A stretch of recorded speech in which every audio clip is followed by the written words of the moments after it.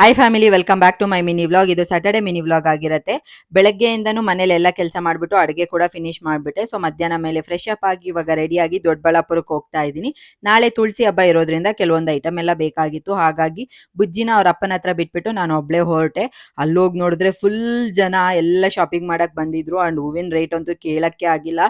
ಏನೇನು ಬೇಕೋ, ಇನ್ನೇನು ಹಬ್ಬ ಅಂದರೆ ಏನು ಮಾಡೋಕ್ಕಾಗಲ್ಲ, ರೇಟ್ ಇದ್ರು ತೊಗೊಳ್ಳೇಬೇಕು.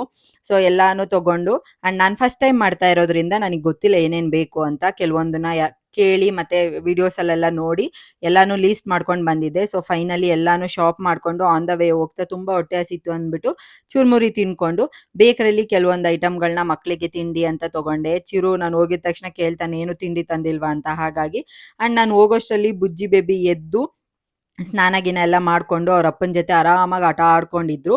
ಇಬ್ಬರಲ್ಲಿ ಯಾರಾರ ಒಬ್ರು ಇದ್ರೆ ಆರಾಮಾಗಿ ಇದ್ಬಿಡ್ತಾರೆ. ಸೊ ಹಾಗಾಗಿ ಬಿಟ್ಬಿಟ್ಟು ಹೋಗಿದ್ದೆ ಅಷ್ಟೇ. ಇನ್ನು ಸಂತೆಲಿ ನಾನು ಒಬ್ಬಳೇ ಮ್ಯಾನೇಜ್ ಮಾಡೋಕ್ಕಾಗಲ್ಲ.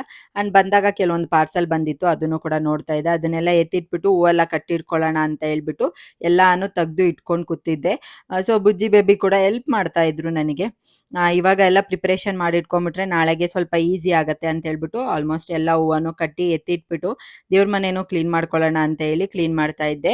ಸೊ ಅಡುಗೆ ಎಲ್ಲ ಬೆಳಗ್ಗೆನೆ ಮಾಡಿದ್ನಲ್ಲ, ಹಾಗಾಗಿ ಏನು ಕೆಲಸ ಇದ್ದಿದ್ದಿಲ್ಲ. ಇದಾದರೂ ಕ್ಲೀನಾಗಿ ಮಾಡ್ಕೊಳ್ಳೋಣ ಅಂತೇಳಿ ಎಲ್ಲ ತೆಗೆದ್ಬಿಟ್ಟು ದೇವ್ರ ಮನೆ ಸಾಮಾನೆಲ್ಲ ನೀಟಾಗಿ ಉಜ್ಜಿ ವಾಶ್ ಮಾಡಿ ಎಲ್ಲ ಡ್ರೈ ಮಾಡಿಬಿಟ್ಟು ಅದನ್ನು ನಾನು ಎತ್ತಿಟ್ಟಿದ್ದೆ. ಆ್ಯಂಡ್ ತುಂಬ ಜನ ಈ ಸ್ಟ್ಯಾಂಡ್ ಎಲ್ಲಿ ತೊಗೊಂಡ್ರಿ ಅಂತ ಕೇಳ್ತಾ ಇದ್ರು. ಇದು ನಮ್ಮ ಮನೆ ಹತ್ರನೇ ಬರುತ್ತಲ್ಲ, ಮಾರ್ಕೊಂಡು ಬರ್ತಾರಲ್ಲ, ಅವ್ರ ಹತ್ರ ತೊಗೊಂಡಿದ್ದು.